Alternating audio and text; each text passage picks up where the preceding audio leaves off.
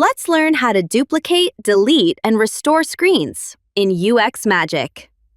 To duplicate a screen, select it and click the duplicate icon. A copy is created instantly, ready to edit. To delete a screen, select it and click delete. You can also use the delete key on your keyboard. The screen is removed from your canvas. To restore it, open the Deleted Screens panel. Select the screen.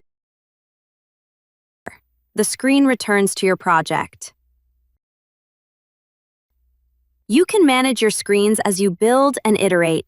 To experience designing at its fastest, visit UXMagic.ai.